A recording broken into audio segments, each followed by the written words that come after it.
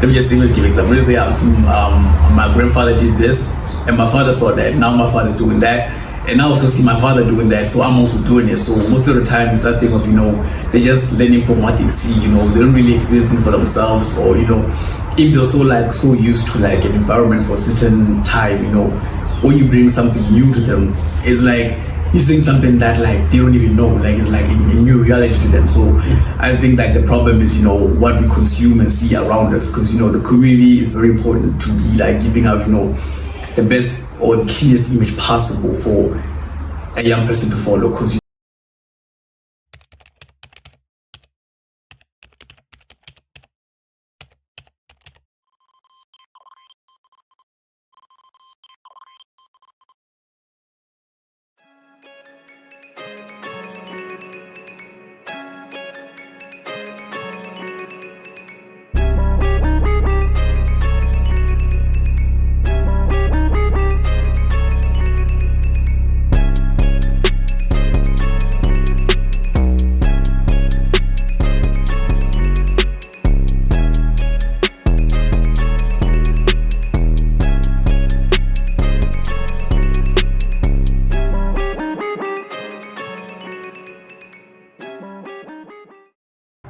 Hey yo, what up, this is the man of Snap Club, coming once, coming twice, many times, more times, and maybe for real 30. So yeah, today it's our first episode on the Snap Club channel, and welcome to everybody who's joining us for the first time.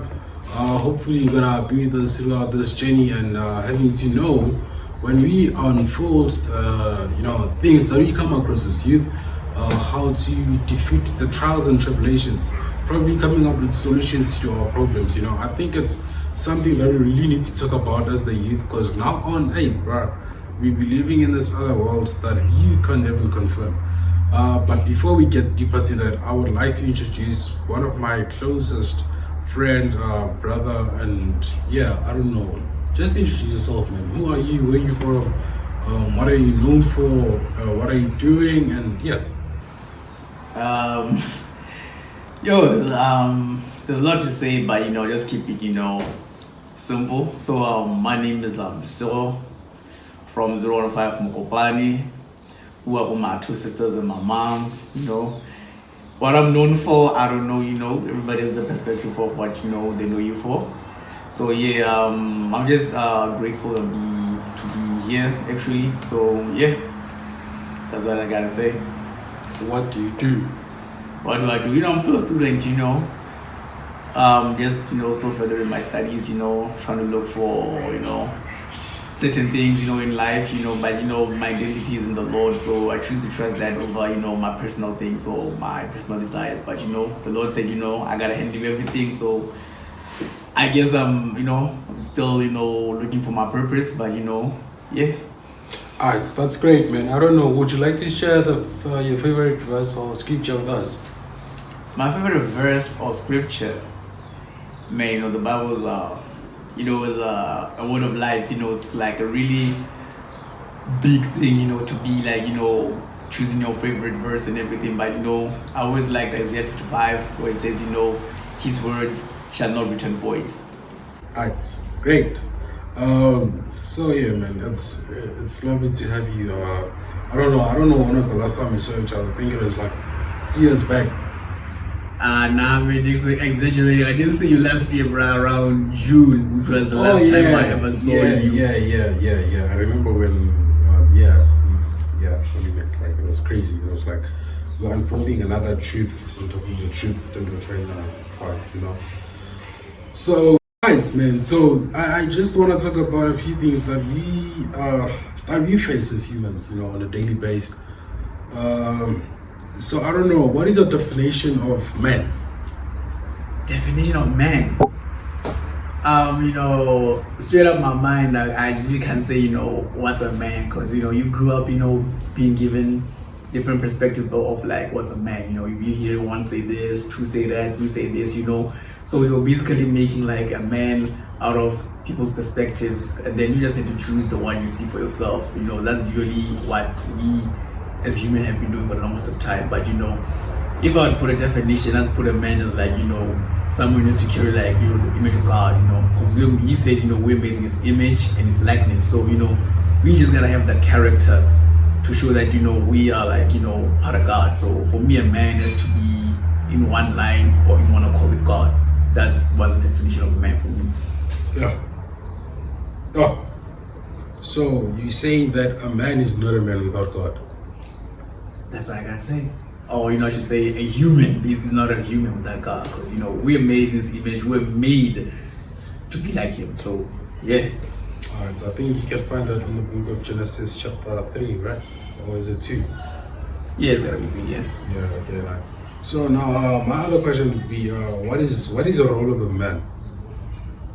What is the role of a man, though? Yeah, I just look at everything that's happening right now. There's no male figure, for people to look up to right now. Many kids grow up, man, they don't have fathers, don't have father figures. They don't have people to look up to, because when you look at some communities, man, it's really down bad, because it ain't really communities where you find men leading the children or anything. You'll be finding one household as a father, the other one doesn't. So if the father in the other house does this and the other kid is like, okay, he's a father figure in that house, this is what he does, so okay, that's the definition of a man. So a role of a man has to be something like someone who gives an image of for the next generation to come. I don't want people to look at me as okay, what is he doing? He's doing opposite of what he's supposed to be doing. I want them all to look at me, they see God through everything that I do, because that's what a man is supposed to be like, because right now we have so many definitions of men. I don't think even every the coming generation even knows what's a man. So yeah, I can just say that you guys gotta act out the role God planted us to do and show them to people. That's crazy, man. Yeah, it's amazing how people can actually define man in different ways. Some people would say that man is someone who is responsible for everything that's happening around him.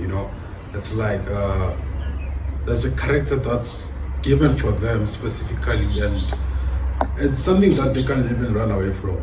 It's right. Yeah, it's like you're being in hospital and you've been put a drip, with a medication that you don't know what it's like, or you don't actually know anything about it, but it's you have to accept it, and you just have to be cool with it, because now it's something you're given. So with that, how since you defined a man in another perspective, so how should men present themselves in a community or in a society? How should we present ourselves in a community as a man? Well, the community is every big place, we got different communities, so I can't really say this community should do this, do that, but we're supposed to be in one unity, just God planned us to be. Even when the Lord came out in the flesh here, he was trying to show us the right way, but we're just doing our own thing. The Hebrews, they still do their own things, Or should I say the scribes, actually, the scribes actually were doing their own thing, They were thinking they were following, the right thing, but they were not, So they weren't really great representative as for the Lord or for man, because they were doing one, but inside their hearts they were on a different page with what they were doing. Scripture does tell us that then they confess me with their lips, but their hearts are far away from me. So how a man should present himself in the community should be should be like Jesus. I don't know how else to put it, because that's the only definition we should be looking at as when we say what should be a man be doing, or what should a human being do, because we are supposed to be his light. When people see us, they're supposed to see him.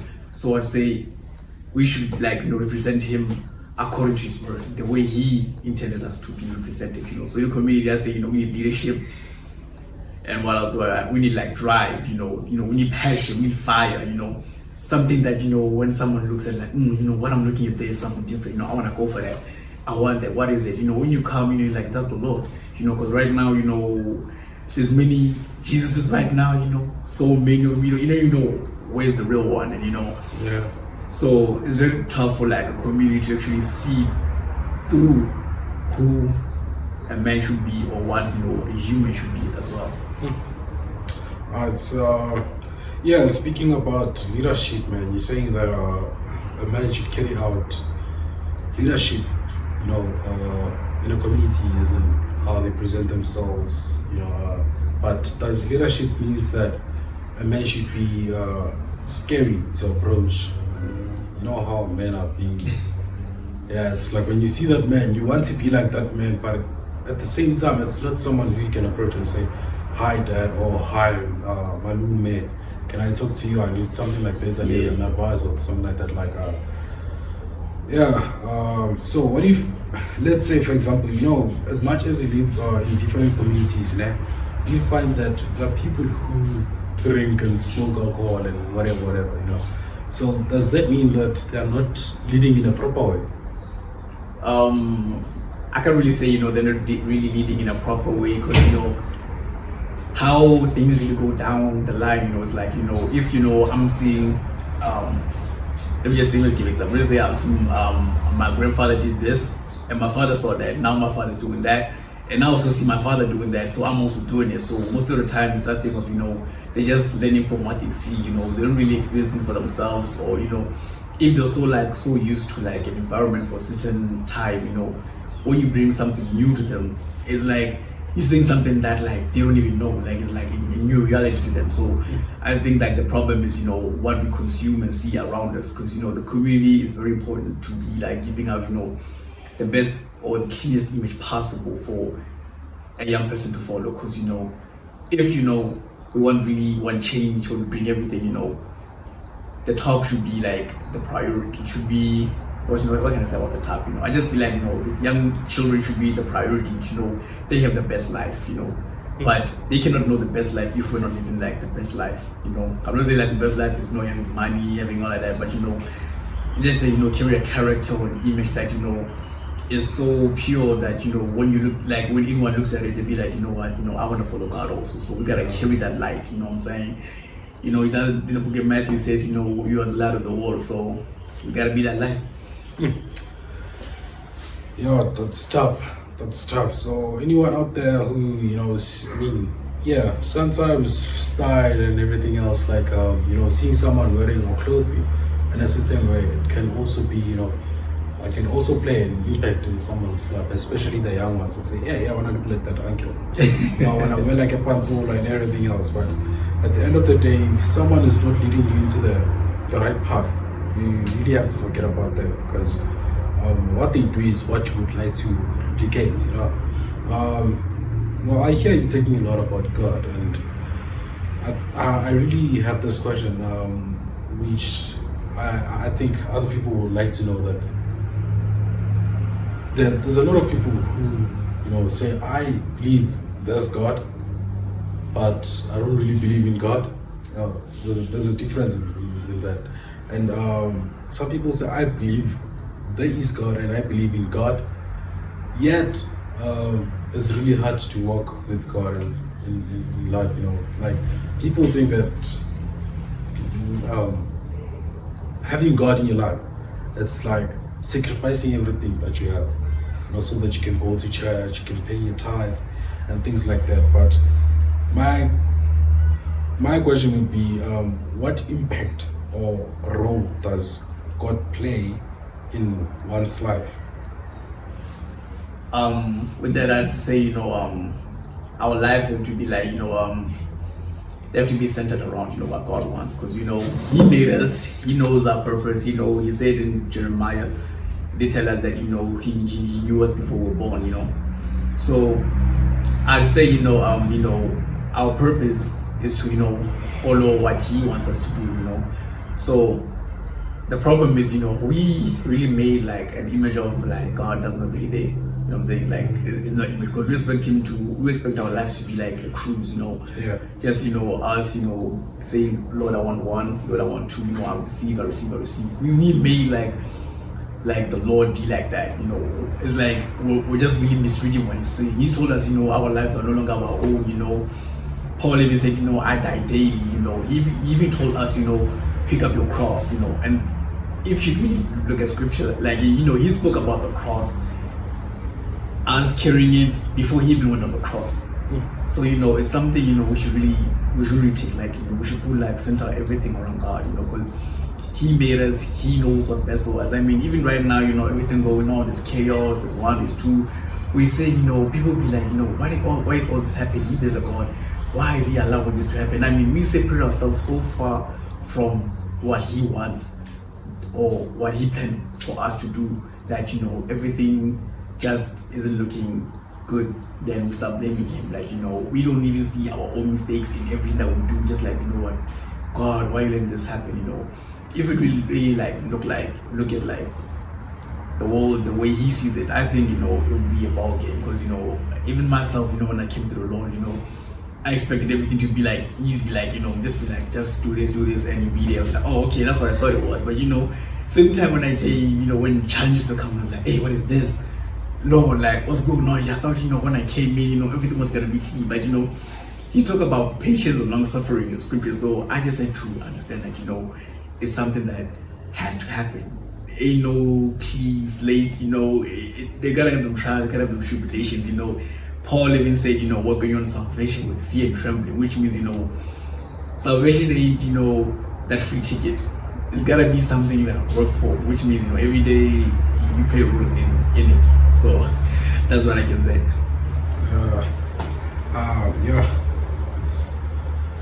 It's really amazing how you see that God actually works in different people's lives. As much as I can attest as I am today, God has played a huge role actually in my life, that I am who I am and I'm doing what I'm doing because of God. I don't think that with my own power, powers or with someone's power would be where I am. Yes, I mean, money does transact from one person to another, but at the end of the day, some people, even if they work hard, they just don't receive that money because they don't have God, So so I want you to let us just have this lovely conversation whereby we're now talking to young men. Before you became a Christian or before you were saved, what were the difficulties that you were coming across as a young man? Identity. That's the main thing I would really stand on, because we're given so many identities as a man. When you just came in, even when what you consume, through TV and everything, you just see certain things. Maybe you see that guy doing this with that lady over there. Now you see this guy do this, do that. So just picking up, what can we say, like points of what's it to be like a man, how to grow up and be a man, because we're so manipulated to a point that I actually didn't see this before she came to. I didn't see that everything we're doing was just like us being brainwashed to be thinking this is what we're supposed to do. It's not like that, but we're told as a man you gotta play as many women as you can. Just gotta be rich to get every woman you can. We've been given so many things about a man that isn't actually true. So that's one of the things I struggle with. When you don't have one, you feel just like a man. Because so I don't have this many girlfriends. So this means I'm not a man. I don't have a girlfriend. This means I'm not a man. It's like they're giving you something to have to be this. But at the same time, when you don't have it, you're just losing yourself in the process as well. You're not even seeing yourself as like a person anymore. You start going to depression and everything. You start losing yourself little by little because of a standard that they said that you should follow, and you're not following it. You're seen as this guy who's not even like a man. You're being seen as like just like those kind of people. So that's what I can say before I was saved. That's a great thing. It's a testimony that God can make you, as he says in the book of Matthew. I don't know which one, but I think it's the book of Matthew where it says, "Follow me, and I will make you." So now I don't know. Would you like to tell us who was you before God, and who is you in God? Okay. Before I came to the Lord, it's a lot.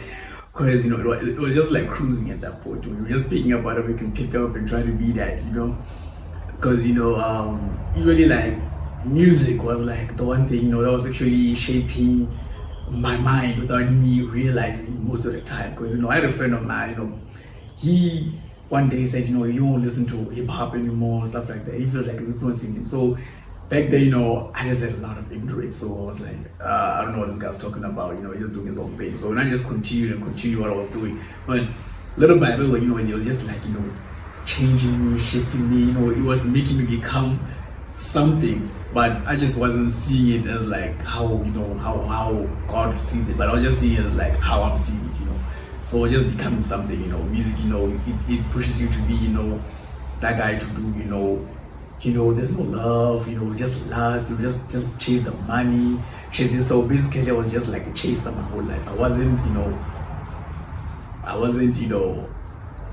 finding my identity. I was just chasing something that wasn't really going anywhere, until you hit that point where you're seeing and you're realizing that what, I'm just doing this thing, but I'm not going anywhere. Nothing's leading me there.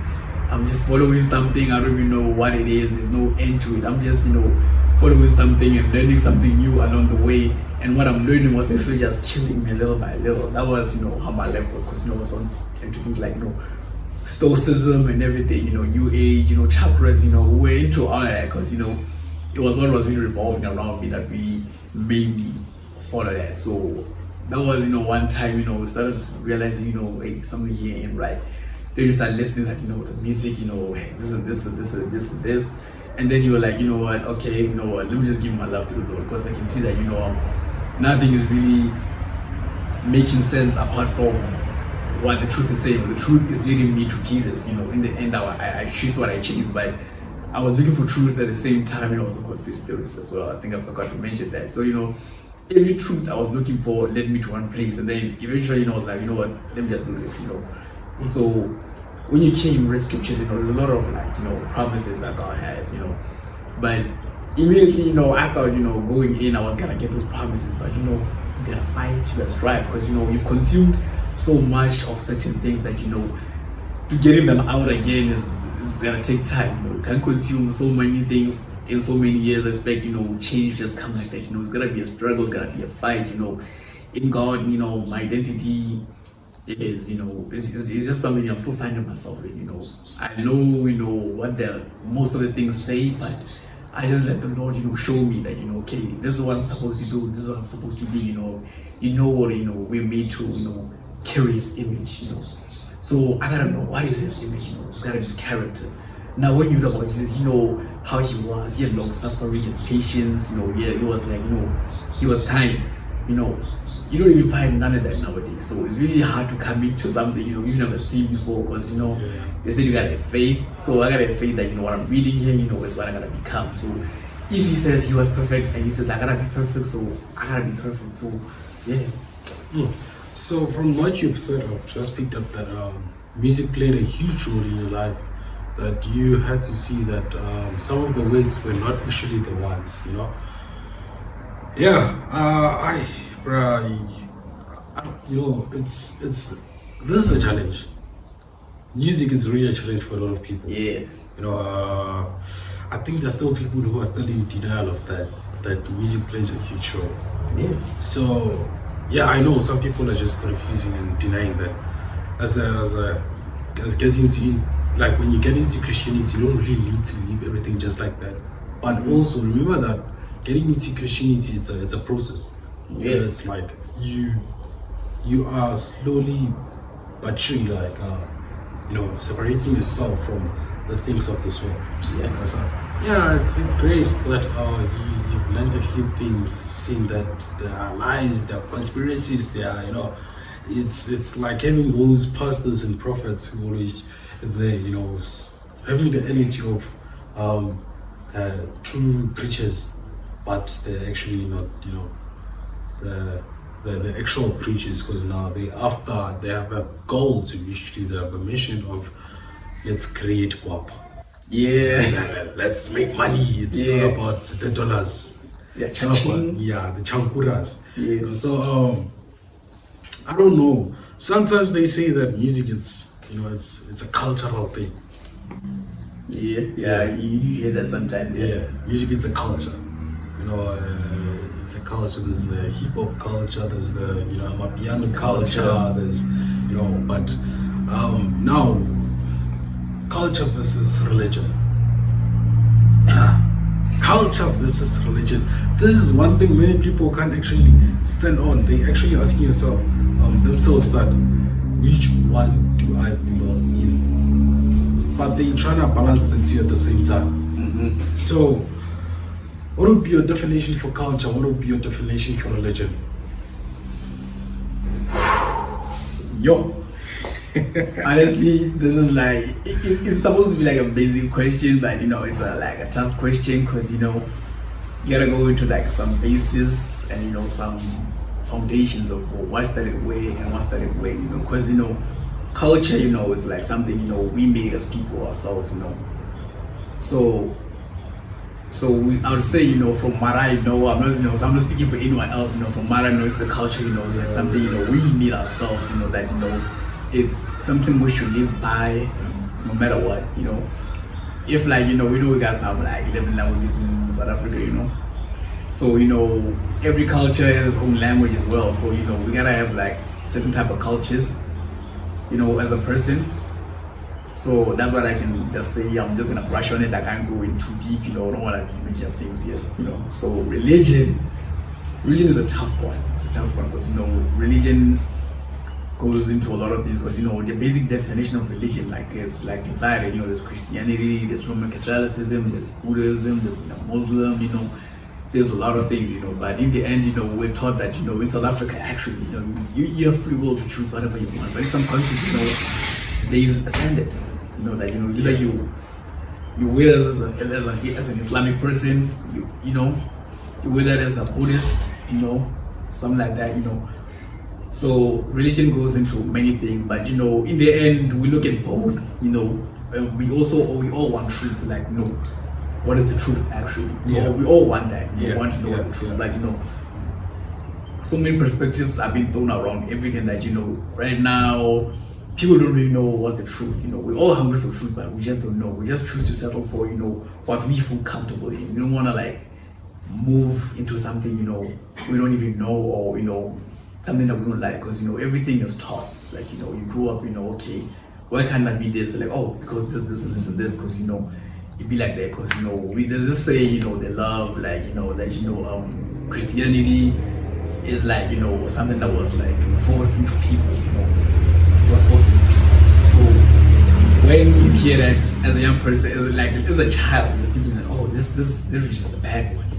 This thing's bad. Can't follow this because they did this to us. People still got that mentality. It's only when you start coming out of that comfortability and choosing to learn things for yourself that you actually realize that okay, this is that. But growing up, in religion, I was like Catholic actually. I'll say I was Catholic because I don't really grow up in the Catholicism as like a whole. It was only for a certain period of time where I think since 2014, if I remember correctly, I was like Catholic, because before that, I was just jumping in and out. I didn't even know what church was what was this, was that. So in Catholicism, I was doing what I was learning, but there was no change. I was just being the same person. Even in culture, they say your baby, your this, but I was still the same person. So there was really no difference in what I was learning. When I'm in this, I'm still the same person. When I'm there, I'm still the same person. But if there was certain things I gotta follow, I had to be something. Yeah. Crazy, my eyes are just the DJ better. Oh, wow. Oh, sorry about that. Yeah. It's a mouthful one. It's a mouthful one, guys. Culture versus religion. Many people can't decide if they want to go for culture or religion, because culture also it's tradition, I think, right? Yeah. Yeah, The same thing. it's culture is like tradition at the same time, because now you have to give yourself to something. Nobody said abandon you being a Bedi, you being a Zulu, you being a Swati or Venda or Xhosa or whatever, but we also say that have faith in what you are doing. we can't really take you into something that you don't want to. At the end of the day, if you want to go for Christ, it's a personal thing. Because when you have prayer, it's not a prayer for, you can pray for the whole world, but at the same time, it's a prayer between you and God. It's not really for us to hear about it. I mean, even if you would tell us your prayers, it's not like you're glorifying us or something like that. So you really need to choose what you want to be, and you finding out on who you want to be and what you want to be. That's something that you have to trust in. Yeah, it's great, man. It's great. I don't even want to touch the woman part. No ways, I'm not going there. I think I'm gonna have a woman for that. Yeah, because they be saying we speaking out for them, when you're using our perspectives. Yeah. I don't know, man. But just to give us a little bit of insight on what you think about women. What I think though, it's a tough thing to say what I think, because if usually when you use like certain reasons of like how a woman is supposed to be, you're just using, women always say, they want traditional men back and everything, and when we come in and say, what about traditional women, what about that?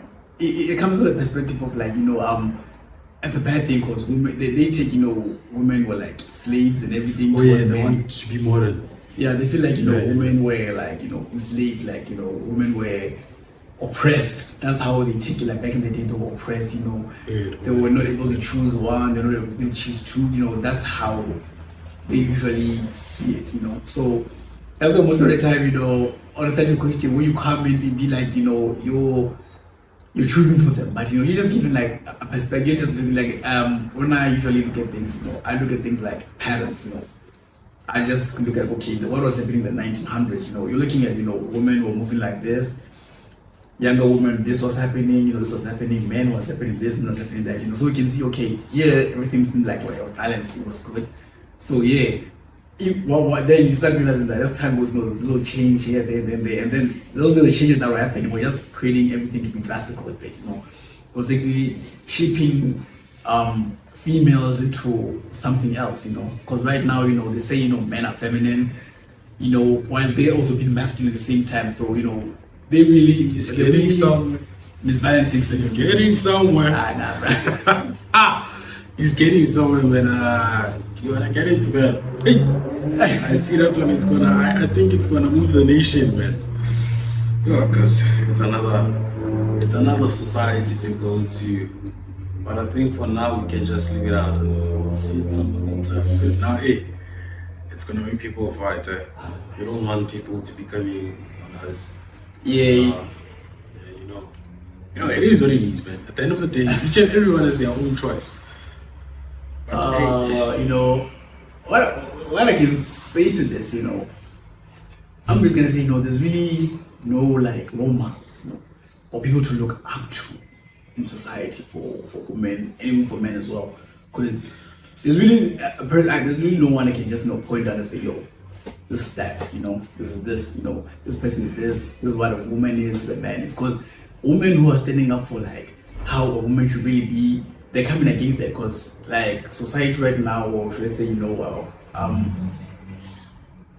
people should be really looking up to, they're just giving like a certain standard for women. Because if you like listen to like what can I say, rap music, like you just said, female rappers, they're just pushing like promiscuity and using your own body and to get a using men for money, they're pushing like certain things. Now when a young woman takes that into her mind, and she doesn't know, she's being influenced. She's just thinking that music is music, so that really changes the way she thinks, and she starts acting in a certain way, So it's like, when there's no like role models or positive or let's just say country music, actually, that actually gives us a representative of like how it's supposed to be. If that isn't like pushed, or can I say it's actually not being presented to us, there's really no way we can really say, this is what a man is, what a woman is. Because right now, they're pushing so many agendas through our TV because, you know, growing up, you know,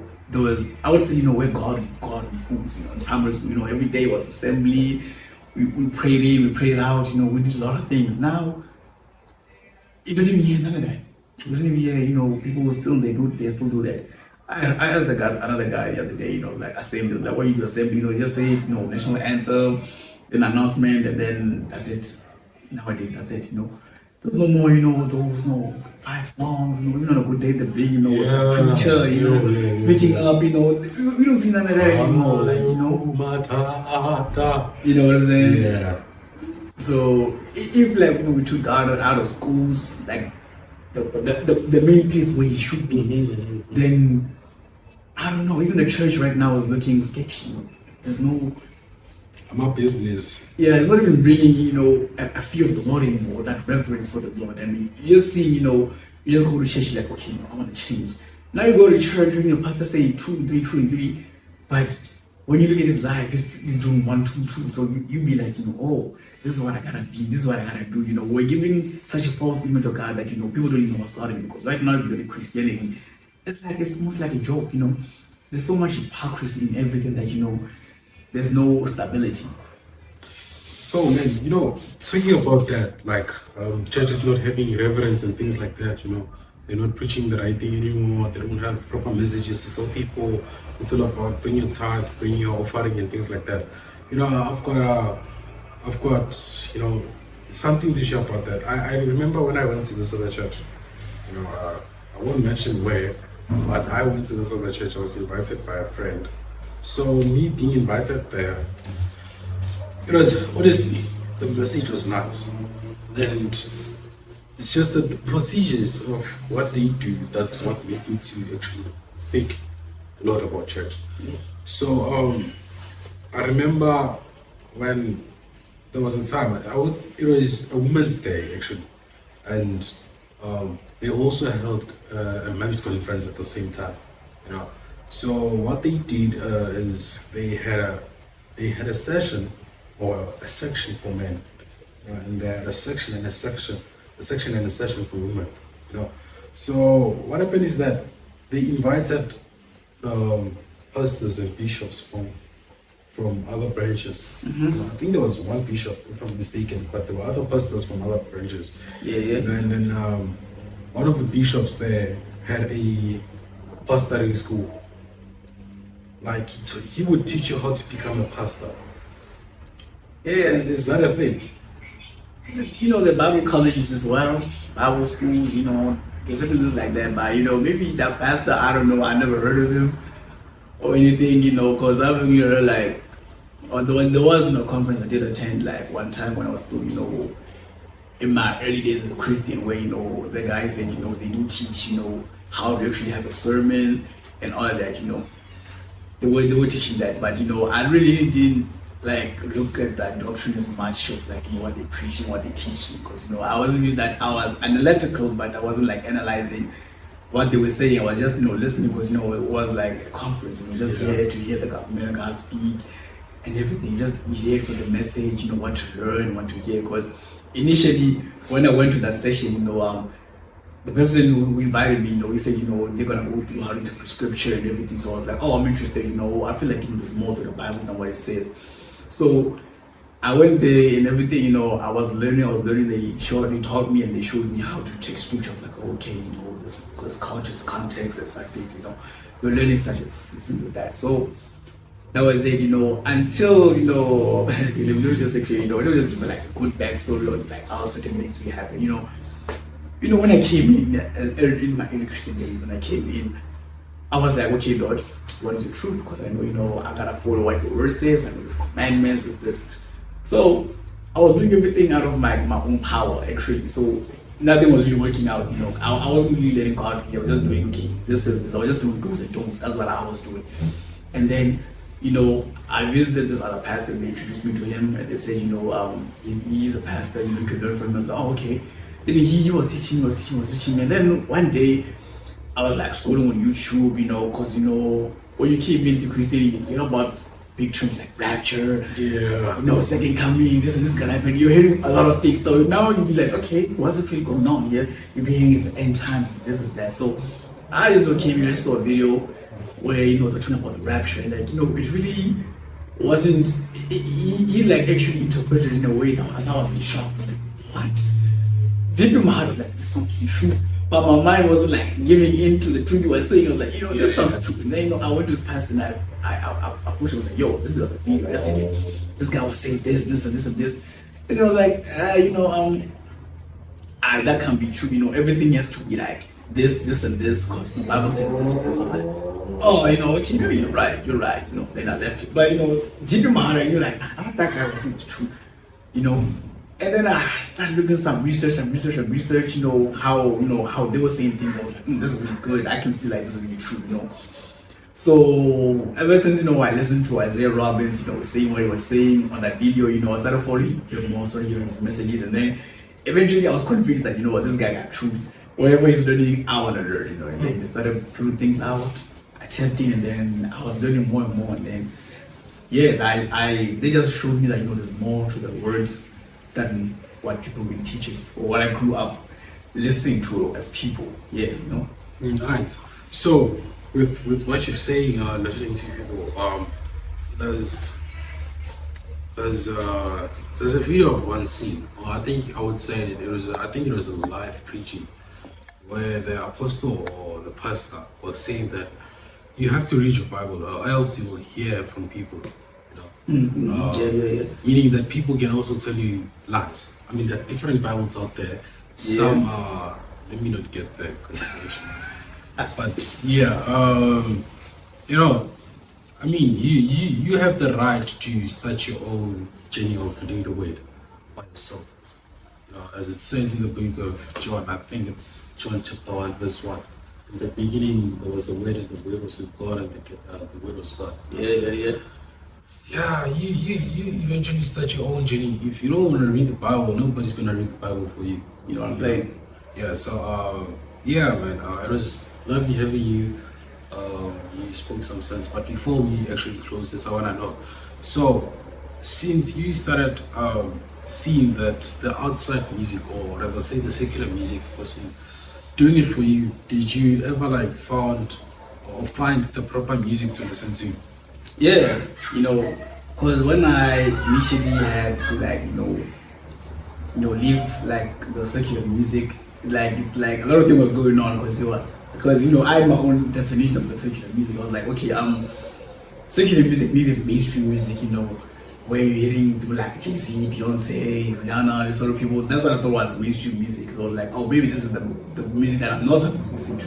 So I dropped that, and I started listening to local music, local artists, African artists and everything, locals, But eventually I was convicted that this is the same thing. In some sort of way, or the same thing. I was like, is it the same thing? I think it's the same thing. But the Lord eventually, spoke some sense to me. I was like, okay, I gotta do this. Now after I left, I was like, I got gospel music now, or man, it's gotta be tough. Because gospel, I was like, gospel is they played it when I was young, and I wasn't really vibing, I wasn't really enjoying what I was listening to, And then, I started listening to Isaiah Robbins again, he started, hitting God in, listening to Christian rap, actually, he was doing that, but, I listened to it, was like, and then I talked to this other guy, they gave me certain artists to listen to, but those artists weren't just, they weren't hitting me, the messages wasn't hitting me, because, they weren't giving me that revelation, they wasn't giving me that revelation, that punch, that adrenaline, that energy, that bread you need every day, So when I listen to him, he's a big God, he's a great God.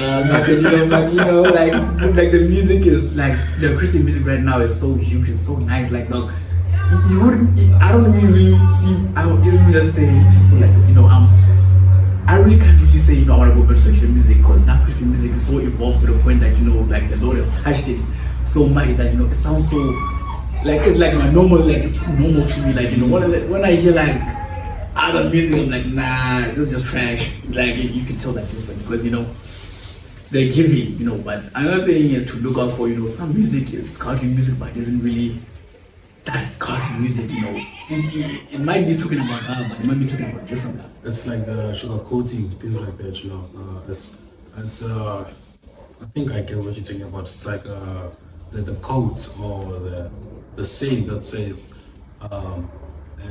is it a wolf in a yeah. But no, man. Thanks for you being here, and yeah, that's it, man. You have it, and hopefully you've learned something from this. It's not wrong to be a man who believes in God, and it's also not wrong to be a man who walks with God, because at the end of the day, you see how miraculous it can be, and He can be for you, you know.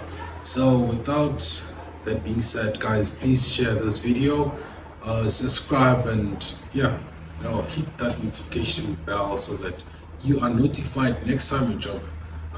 Otherwise, it has been great to have Lesego here, a man from 015. 015, Yes. And yeah, man, this is the Man of Snake Life closing it for you.